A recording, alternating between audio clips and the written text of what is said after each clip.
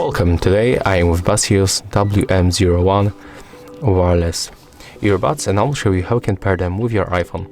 So the first you have to remember about one thing. So you have to remove this blue foil from this part, from both earbuds.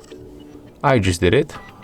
Then put it back and charge your case at least to the 50%. Next, when you make it, you have to remove both earbuds, left and the right one. Then you have to just take a look on these indicators.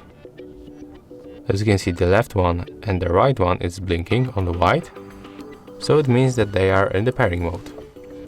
We have to open the settings and go for the Bluetooth, tap on the switcher, and right now in the other devices you will find our earbuds, so you have to tap on them once.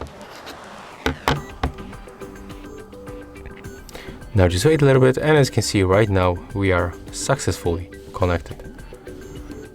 So we can just simply put them back and they will be turned off automatically. And that's all. If you find this video helpful, remember to leave a like, comment and subscribe.